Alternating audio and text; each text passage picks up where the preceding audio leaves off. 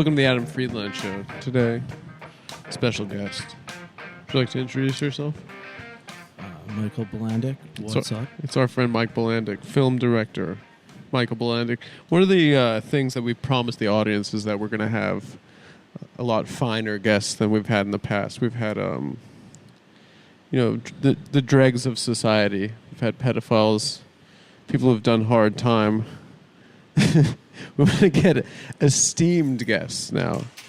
And who more esteemed than our friend Michael Bilandic, director of such projects as Project Space 13, Job's World, Hellaware. What else? Am I forgetting anything else? And Happy Life. Yeah, man. And Happy Life. He did Happy Feet. He did Cars 3. Cars 3. Wall-E. Mm-hmm. Now, Wall-E, you drew all that shit yourself, correct? Yeah. Did it all, man. All the audio, visuals, storyboards. Would you say in most of your movies, you come in, you say, I'm going to do it all myself? Yeah. Absolutely not. No, that's like someone like Kubrick, who's like literally better than every person. He can like take the camera, film better than them, grab the sound recording stuff, do better audio than them. And that's called auteur theory. Yeah. And that's a French word that means what? Rapist. Yes. Yeah. Oh, okay. Yeah, and I'm the complete opposite. I can't do anything. Mike, real quick, can you choke up on the camera a little, or the mic a The little mic, bit? yeah. Oh, hey. How's this Yeah, sound literally better? just almost kiss it. Yeah. All right. Yeah. These are rock Yeah. star microphones. So no, I can't do any of that shit. So I just try and work with people that know how to do that stuff. Okay. Mhm. Ladies and gentlemen, welcome to the Adam Friedland Welcome to the Show. Adam Friedland Show. Adam, you have a monologue this week or no? No, we do not have a monologue. You're this skipping the week. monologue for this week too. No, I think you were aware of that before we started recording. Yeah, I thought this was going to be like a whole not ready. studio experience. Yeah, Well, you guys- we're kind of as The you can studios it's closed for business for the week, so the we're gonna. studio is not in shape right now. Yeah, we'll be back in studio soon. Mhm. But for now, we're gonna not talk about the studio.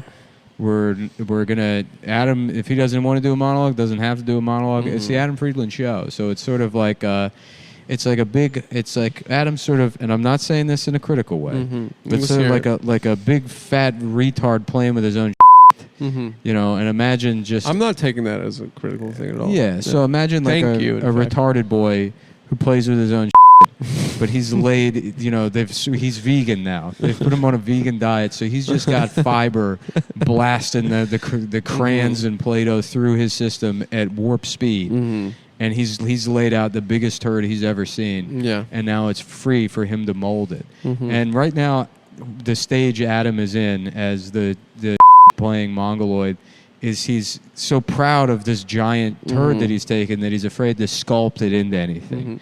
For the simple fact that he lives in a world of quantity.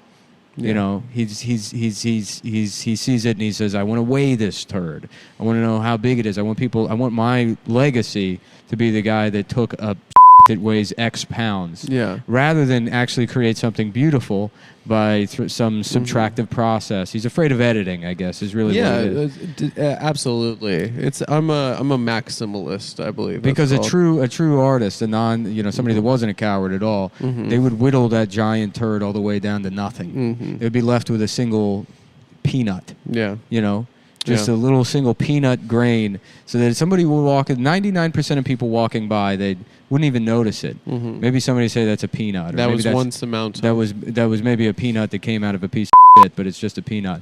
But somebody would walk by, perhaps the director of Wall-E, and say that is a work of art.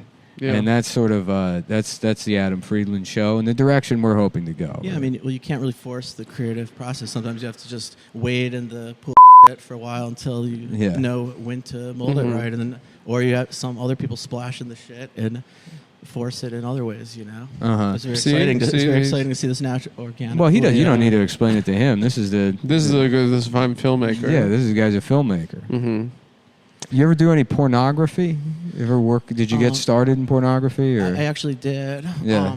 When I was at school. Do you find that most filmmakers get started in pornography and then move on to? I think they used to, definitely. That was like a lot of the guys you met at Pixar, did they get started in child pornography and then they, because you got to work. It's a different path. Yeah. You got to work your way up. Once you get initiated into the that circle. Yeah. But No, but I did. When I was in college, I did a documentary about these guys who were the first people to get... They got, after Columbine, they made the first Columbine movie called Duck, the Carbine High Massacre. And they got arrested for bringing real guns to a school. It was just kind of like shot on video, low-budget experience. But they would also make porn movies that were like paid for by people that be like, oh, I want you to wear this outfit, I want you to do this thing. So I followed them on the set of a movie called Orgasm, Torture, and Satan's Rape Clinic that they shot in New Jersey. And well, where else would you shoot that, huh? Yeah, that's right. Have you been to Jersey? Yeah. Yeah, I was in Ringwood, New Jersey, and I sort of followed the process of making that. And they debuted it at Chiller, the horror convention. And yeah, it almost got on HBO on this show called Pornocopia. But I remember that show. It didn't, and I thought I was going to have this great career. Directing Pornocopia, getting to be like a pervert, and it just didn't happen. Yeah, so. And then you wound up in children's entertainment. You know, I mean, it always is, yeah. Yeah, that's sort of the Louis Anderson story. Yeah, it's true. He wanted to just be a fat, gay freak. He thought he was just going to have sex with young men. Yeah. And then... Hot young boy toys. And then out of nowhere, he became the star of the Fox box, you know, and the finest block. stand-up comedian in America. Yeah. Yeah, yeah, a Family Feud. I tell you, the Family Feud in the Louis Anderson household is... why their son became such a fat That was a big feud in that household. Yeah, I mean, I think that's the norm. You start there, you end there. That's, you know, that's the entertainment industry, right? Yeah. Is he dead? I'm hoping he's dead. He's dead. He died last year. Okay, good. Yeah. Thank God. Thank God. I didn't want to have to hear from Louis Anderson's people. But I'll tell you, he's turning in his grave very slowly. Yeah. Because of his fat, bloated corpse. Turning into what? A custard? That's for sure, yeah. So wait, so you followed these perverts around and then it came to naught, you're saying? What was the movie itself about? I don't really remember the plot of it. There were people f***ing, though? There were, yeah. It was, I think it was just lesbian and... Classy. But yeah, so the idea was I made this like short, and then we had the head of HBO nonfiction was our teacher, and she did all those great like Banging in Little Rock and like, you know, Small Town Ecstasy, all those great sort of HBO trashy Undercover. Yeah, exactly. Yeah. So, like Chinese in Denver. That's one of my favorites. Yeah, I love that. Like, why is it so cold? So they got me all hyped up. That That one's Yeah. There's no train to make. It's cold. Yeah, so they got me all hyped up thinking I was going to be, you know, living the dream, doing this sleazy HBO undercover, riding around, recording people in taxi cabs. And they just never, they said, yeah, well, we're going to shoot this show in LA, but if we do it in New York here, and blah, blah, blah. It just didn't happen. I was like, that shit. So that was the end of my big television and porn career. It can still happen, dude. Yeah, you can still go. I have to tell Adam that every day. Yeah. You know, he's like, I'm 35 years old. I keep swinging the bat, and my wrists are too weak to even hold it up. I keep breaking my I swing the bat as hard as I can. And it's a wiffle ball bat. It leaves a line in the dirt. Yeah, no, fuck that, man. We're living the dream, man. I don't want to do that shit. Yeah. I haven't even seen it. You're past it. You don't Yeah, you don't want to be. ascended. Yeah. Oh, okay. I don't even know what the last big HBO like They don't do sleazy it document. anymore. There's the Cannibal Cop one was So kind of sick. Your dream as a filmmaker is you want to go even bigger. You're thinking IMAX. Yeah. Yeah. Do that with 40X. So. IMAX snuff film. Yeah, I saw 40. I saw that last Saw movie in 4DX. Would you ever do a nature documentary? Yeah, sick. Would you ever do like Retards narrated by David Attenborough? That'd be good. I mean, it sounds great. That would be cool. Let me just get a couple of retards and put them out in the woods.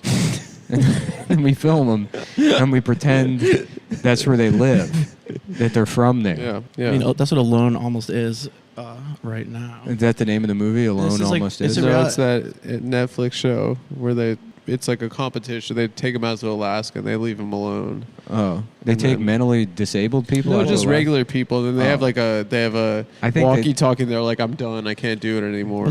The key element in my vision is that they're mentally disabled folks. No, so it's like a broad batch of people. And like cryptozoology, that shit from the late 1800s where they would make up animals. Yeah. So we do that, but we put big beaver tails and platypus bills on, mentally disabled folks.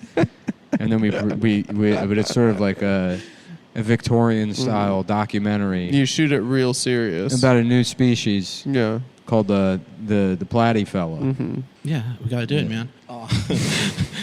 We got to do it, man. I mean, this is like, yeah, this sells itself. We But got to do it. what I was gonna say, the survival. You hear thing, that, HBO? Yeah. What was her name again? What was your teacher's Yeah, name? Sheila Nevins. Lisa Shingchong? Yeah. What's her? Sheila Nevins. Sheila Nevins. But no, but then on the survival show, so the people. Yeah, I that- bet you've the people- never heard an idea that good, you if she's listening. Yeah, she is. She's actually listening. Oh, okay. But the takeaway from the show is the people who win are always the most retarded. They're, like whoever's the most annoying, has the worst social cues, is actually what you're describing. Yeah. Is a survival skill in that and being a fat ass. Like Yeah, always, that's like, what they have found. excess fat Is that can, like- you get fat as shit before you go on the show. They found that out like season 1 or 2. Is the guy that came the fattest could just because you lose so much body mass because you're like trying to forage and then kill animals and stuff. You're allowed like 3 tools or something like that. So then they found out that the hack to win the show is to just come as a massive fat ass. Now Mike's saying that it's a fat retard also, I guess. Yeah. That's the apex for survival. Interesting. In the wild. Interesting. Well, no comment from me. I know I certainly could say something, What? but instead I'll take shots at Lisa Nevins. Yeah.